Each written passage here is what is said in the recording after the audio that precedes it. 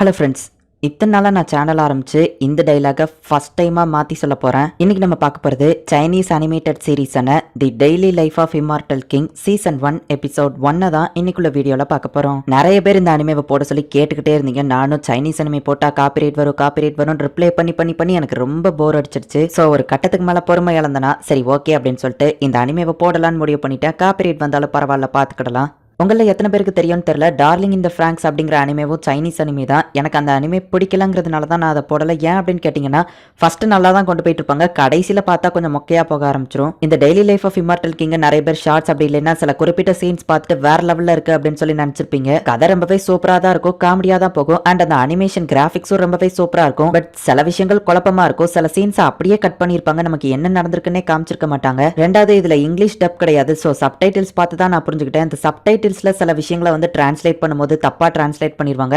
அதனாலேயே எனக்கு சில விஷயங்கள் கொஞ்சம் குழப்பமா இருந்துச்சு. அண்ட் இது சைனீஸ் அனிமேங்கிறதுனால நேம் எல்லாம் கொஞ்சம் வித்தியாசமா தான் இருக்கும். இந்த அனிமேவை பார்க்கும்போது உங்களுக்கே சில விஷயங்கள் புரியும். இன்னைக்கு தான் நான் ரொம்ப வளவலன்னு பேசியிருக்கேன். சரி வாங்க நம்ம வளவலன்னு பேசாம இன்னைக்குள்ள கதைக்குள்ள போலாம். இன்னைக்கு நம்ம பார்க்க போறது the daily life of immortal king season 1 episode 1. இப்ப காமிக்க போற எல்லா சீனுமே இம்பார்ட்டன்ட். சோ கரெக்டா நோட்டீஸ் பண்ணி வச்சுக்கோங்க. ஒரு ஆள் ஃபிளைட்ல போய்கிட்டு இருக்காரு. அந்த ஃபிளைட்டே டிஃபரெண்டா தான் இருக்கு. கல்டிவேஷன் கேலண்டர் படி இப்ப இவங்க எல்லாருமே இயர் 4386ல இருக்காங்க. இந்த காலம் ஒரு கிரேட்டான சயின்டிபிக் கல்டிவேஷன் காலம் அப்படின்னே சொல்லலாம். அண்ட் மேஜிக் யூஸ் பண்றவங்கள கல்டிவேஷன் பிராக்டிஷனர்ஸ் அப்படின்னு தான் சொல்லுவாங்க. உலகத்துல இருக்கிற எல்லாருமே அதை பிராக்டிஸ் பண்ணிட்டு இருக்காங்க அப்படின்னு சொல்லி ஒரு பேக்ரவுண்ட் வாய்ஸ். அப்ப திடீர்னு பார்த்தா வானத்துல ஒரு பெரிய போர்ட்டல் ஓபன் ஆகுது. அதுக்குள்ள இருந்து ஒரு பெரிய மான்ஸ்டர் வருது. அது ஒரு தவளை மாதிரி இருக்கு. அது இந்த ஊரையே நாசம் பண்ணிட்டு இருக்கு. எல்லாருமே பயந்து ஓடிட்டு இருக்காங்க. ஒரு சின்ன பையன் மட்டும் அசால்ட்டா நடந்து கடைக்கு போறான். பிரேக்கிங் நியூஸ், லெவல் 5ல இருக்கிற ஒரு பெரிய ஃப்ராக் ஒன்னு ஊரையே நாசம் பண்ணிட்டு இருக்கு. மேஜிக் ஸ்குவாட் சம்பவ இடத்துக்கு போயிட்டு இருக்காங்க அப்படின்னு சொல்லி நியூஸ்ல ரிப்போர்ட் பண்றாங்க. அந்த மேஜிக் ஸ்குவாடோட பேரு இம்மார்டல். இப்ப அவங்க எல்லாருமே சேர்ந்து அந்த ஃப்ராக் கூட சண்டை போடுறாங்க. அந்த ஃப்ராக் அழிஞ்சதுன்னு நினைக்கிறேன். இல்ல, அந்த ஃப்ராக் இன்னும் உயிரோட தான் இருக்கு அப்படின்னு சொல்லி நியூஸ்ல சொல்றாங்க.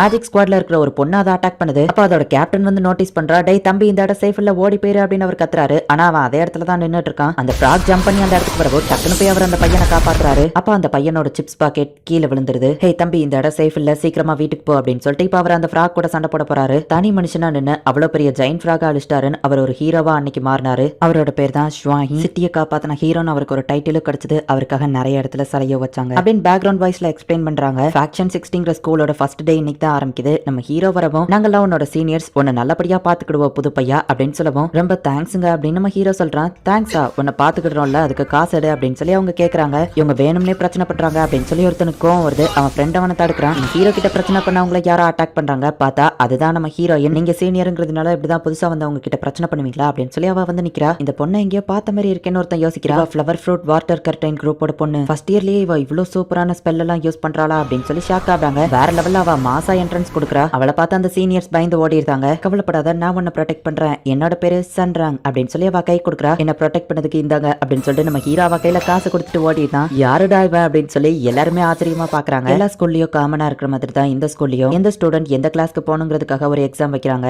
லெஜெண்டரி ஹீரோவான ஜுவாஹி இப்ப ஹாலோகிராம்ல வந்து எல்லா ஸ்டூடெண்ட்ஸையும் வெல்கம் பண்ணி இந்த எக்ஸாம் பத்தி எக்ஸ்பிளைன் பண்றாரு. உங்களோட ஸ்பிரிச்சுவல் ஃபோர்ஸ் எவ்வளவு இருக்குங்கிறத நாங்க ஒரு எக்ஸாம் வச்சு டெஸ்ட் பண்ணுவோம். ஒவ்வொரு ஸ்டூடெண்ட் அவங்க நேம் கூப்பிட இதுக்குள்ள போங்க அப்படின்னு சொல்லிட்டு அவர் போறாரு. ஃபர்ஸ்ட் ஒரு ஸ்டூடெண்ட் கூப்பிடுதாங்க. இவர் தான் இந்த அனிமேவோட டைரக்டர். இந்த இடம் என்ன ரொம்ப இருட்டா இருக்கு, தண்ணியா வேற இருக்கு அப்படின்னு அவர் பார்த்துட்டு இருந்தா டக்குன்னு அந்த ஃப்ராக் முன்னாடி வந்து நிக்கவோ பயப்படுறாரு. அந்த ஹீரோ தோக்கடிச்ச மான்ஸ்டர் தானே இது அப்படின்னு சொல்லி பாக்குறாங்க. யாரும் கவலைப்படாதீங்க ஸ்டூடெண்ட், இது அந்த ஒரிஜினல் ஃப்ராக் கிடையாது, அதோட மிமிக் தான். அதுல நீங்க பஞ்ச் பண்ணுங்க, உங்க ஸ்பிரிச்சுவல் ஃபோர்ஸ் நாங்க கால்குலேட் பண்ணுவோம்னு சொல்லவும் ஒரு கை பாத்திரலாம் அப்படின்னு சொல்லி ஸ்டூடெண்ட்ஸ் எல்லாம் ரெடியா இருக்காங்க. ஓ, சாதாரண மிமிக் தானே, நான் கூட ஒரிஜினலோன்னு பயந்துட்டேன். இந்த அனிமேவோட டைரக்டர்னா நான் கண்டிப்பா எலைட் கிளாஸ் ரூம்க்கு தான் போவா, என் பவர் என்னன்னு பாருங்க அப்படின்னு சொல்லி ஓடி போய் குத்துனா அந்த ஃப்ராகுக்கு முன்னாடி இவங்க குத்துற இடத்துல ஒரு ஷீல்டு இருக்கு. அதுல பவுன்ஸ் ஆகி அந்த டைரக்டர் வெளியே வந்து விழுந்துருதான். ஸ்பிரிச்சுவல் ஃபோர்ஸ் 404 ஆர்டினரி கிளாஸ் அப்படின்னு டீச்சர் சொல்றாரு. இப்பதான் புரியுது அந்த இடம் ஃபுல்லா ஏன் தனியா இருக்குன்னு. பவுன்ஸ் ஆகி அவங்க போகும்போது அந்த வட்டத்துல வலிகிட்டே வெளியே தாண்டக்கூடாது, அதுக்காக தான் வச்சிருக்காங்க அப்படின்னு சொல்லி நம்ம ஹீரோயின் சன்ரான் சொல்றா. இப்ப அடுத்த ஒருத்தன் போறான். ஸ்பிரிச்சுவல் ஃபோர்ஸ் 75 ஆர்டினரி கிளாஸ் அப்படின்னு டீச்சர் சொல்றாரு. இப்ப அடுத்து சுவான்ச்விங் அப்படிங்கிறவன் போறான்.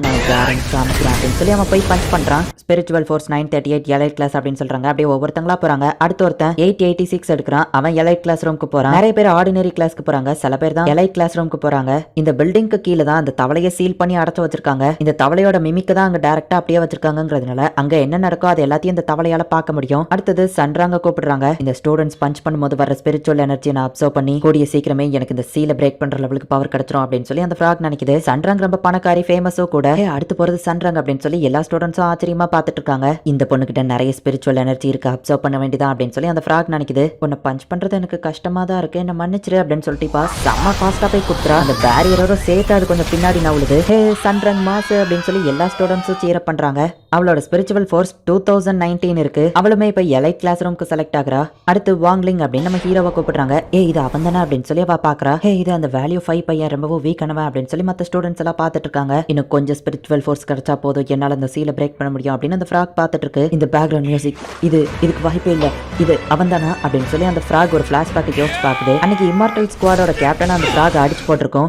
ஸ்பிரிச்சுவல் ஃபோர்ஸ் அவ்வளத்தையும் நான் சாப்பிட போறேன் அப்படின்னு சொல்லி அந்த ஃப்ராக் அவனோட ஸ்பிரிச்சுவல் ஃபோர்ஸ் சாப்பிட போகவும் குட்டி பையனா இருக்கிற நம்ம ஹீரோ அந்த பக்கம் நடந்து வரவோ ஒரு சைடிஸ் அதுவாவே என்ன தேடி வருது அப்படின்னு அந்த ஃப்ராக் சொல்லுது. நம்ம ஹீரோ ஒரே கிக்கு, அவ்வளவுதான் அந்த ஃப்ராக் கதை முடிஞ்சது. கீழே விழுந்த சிப்ஸ் பாக்கெட்டை நம்ம ஹீரோ எடுக்க வந்திருக்கான். சாப்பிடும் போது டிஸ்டர்பன்ஸ் இருந்தா எனக்கு பிடிக்காது அப்படின்னு நம்ம ஹீரோ சொல்றான். இவன் தான் அன்னைக்கு நான் அடிச்சு போட்டது அப்படின்னு சொல்லி இப்போ அந்த ஃப்ராக் ரொம்பவோ பயந்துட்டு இருக்கு. நான் நார்மல் கிளாஸ் ரூமுக்கு போறதுக்கு இது போதும்னு நினைக்கிறேன் அப்படின்னு இப்போ நம்ம ஹீரோ போய் பஞ்ச் பண்றான். வேணா வேணா வேணா அப்படின்னு அந்த ஃப்ராக் பயப்படுது. நம்ம ஹீரோ பஞ்ச் பண்றான். அங்க இருந்த கேமராவே சிக்னல் லாஸ்ட் ஆயிருது. சிக்னல் வருது, பார்த்தா அந்த ஃப்ராக் மட்டையாயி கிடக்கு. நம்ம ஹீரோவோட ஸ்பிரிச்சுவல் ஃபோர்ஸ் எப்படி காமிக்கவோ ஸ்டூடெண்ட்ஸ் எல்லாம் ஏதோ எரர் ஆயிடுச்சுன்னு நினைக்கிறேன் அப்படின்னு சொல்லி நினைக்கிறாங்க. பட் டீச்சர் நேர்ல என்ன நடந்துச்சுங்கிறத பார்த்ததுனால டைரக்டா அந்த இடத்துக்கு வராரு. அச்சோ ஃப்ராகி போயிட்டியா அப்படின்னு சொல்லி அவர் வருத்தப்படுறாரு. கண்டிப்பா இதை அவன் பண்ணிருக்க வாய்ப்பு இல்ல. சன்ரங் கடைசியா அதை பஞ்ச் பண்ணும்போது அதோட மொத்த ஸ்பிரிச்சுவல் ஃபோர்ஸையும் எடுத்திருப்பா. இவன் கடைசியா அதை லைட்டா பஞ்ச் பண்ணுவா, அது இறந்து போயிட்டு அவ்வளவுதான். அது சாகிறதுக்கு நம்ம ஹீரோயின் சன்ரங் தான் காரணம் அப்படின்னு சொல்லி எல்லாரும் நினைக்கிறாங்க. நம்ம ஹீரோனோட பவரை யூஸ் பண்ணி அது இறந்து போய் அதோட ஸ்பிரிட் வெளியே போகிறத பாக்குறான். நான் இதை எதிர்பார்க்கலையே அப்படின்னு நம்ம ஹீரோ நினைக்கிறான். நீ எலைட் கிளாஸ் ரூம் அப்படின்னு சொல்லி அவர் சொல்றாரு. இப்போ நம்ம ஹீரோவோ எலைட் கிளாஸ் ரூம்ல இருக்கான். இப்போ அவங்களுக்கு டீச்சர் கிளாஸ் ஸ்டார்ட் பண்றாங்க. ஸ்பிரிச்சுவல் ஃபோர்ஸ் யூஸ் பண்ணி ஒரு ஸ்பிரிட் எப்படி சமன் பண்றது அப்படிங்கறத அவங்க டீச் பண்றாங்க. ஸ்பேஸோட டைமென்ஷன்ல உங்களோட ஸ்பிரிச்சுவல் ஃபோர்ஸ் நீங்க கண்ட்ரோல் பண்ணும்போது இது ரெண்டுத்துக்கும் நடுவுல இருக்கிற ஸ்பிரிட்ஸ் உங்களால சமன் பண்ண முடியும். இப்போ ஒவ்வொருத்தங்களா பண்ண ஆரம்பிங்க அப்படின்னு சொல்லி அவங்க எக்ஸ்பிளைன் பண்றாங்க. இப்போ எடுத்தவனே சாவ்சின் வந்து நான் பண்றேன் அப்படின்னு சொல்லி சமன் பண்றான். லெவல் பில்டப் கொடுக்கவோ பெருசா ஏதோ வரும்னு பார்த்தா பொண்ணுங்க யூஸ் பண்ற மேஜிக்கல் ஸ்டிக் வந்திருக்கு. எல்லாருமே அவனை கலாய்க்கிறாங்க. நான் இப்ப பண்றேன் பாருங்க அப்படின்னு சொல்லி ஹாகியோ அப்படிங்கிறவன் பண்றான். பார்த்தா அவனுக்கு ஒரு பொண்ணோட ஸ்கர்ட் வந்திருக்கு. எந்த எண்ணத்துலதான் இருக்குன்னு ஒரு பொண்ணு பலார்னு மூஞ்சிலே வைக்க இப்படி ஒவ்வொருத்தங்களுக்கும் ஒன்னு வருது. சன்ரங்குக்கு தான் இருக்கிறதுலயே ஒரு பெரிய ஸ்கெலிட்டல் டாக் வந்திருக்கு. ஹே சன்ரங் உண்மையிலேயே ஆசம் அப்படின்னு சொல்லி எல்லாரும் பாராட்டுறாங்க. இதெல்லாம் எனக்கு ஒரு பெரிய விஷயமே இல்ல அப்படின்னு சொல்லிட்டு மனசுக்குள்ள அடைச்சா இத்தனோண்டு வந்திருக்கே அப்படின்னு சொல்லி வருத்தப்படுறா. மிஸ்டர் வாங், நீங்க மட்டும் தான் இன்னும் எதுவுமே பண்ணல, நான் சொல்லி கொடுத்தது ஏதோ புரியலையா, நான் வேணா உங்களுக்கு திரும்ப டீச் பண்ணவா அப்படின்னு சொல்லி டீச்சர் கேட்கவோ சரி வர வழி இல்ல அப்படின்னு சொல்லிட்டு இப்ப நம்ம ஹீரோவா அதை பண்றான். நம்ம ஹீரோவை பிளட் போட்டு இப்ப சமன் பண்ணவுமே பார்த்தா ஒரு பெரிய பிளாஸ்ட் நடக்குது. இப்ப இறந்து போன அந்த ஃப்ராக் அந்த இடத்துக்கு சமன் ஆயிருக்கு. திரும்பவும் நீயா அப்படின்னு சொல்லி அது நம்ம ஹீரோவை பார்த்து பயப்படுது. இது இப்படி வந்துச்சுன்னு சன்ரங் ஆச்சரியப்படுதா. ஸ்டூடெண்ட்ஸ் எல்லாம் பயந்து ஓடுறாங்க. இப்ப டீச்சர் வந்துட்டு அதை அட்டாக் பண்றாங்க. பேர்ல சன்ரங் சமன் பண்ண அந்த ஸ்கெலிட்டல் டாக் தூக்கி அந்த ஃப்ராகி மேல போடவும் அந்த டாக் ஃப்ராக் ரெண்டும் கம்பைன் ஆகி ஃப்ராகி டாக்கியா இது மாறிடுச்சு.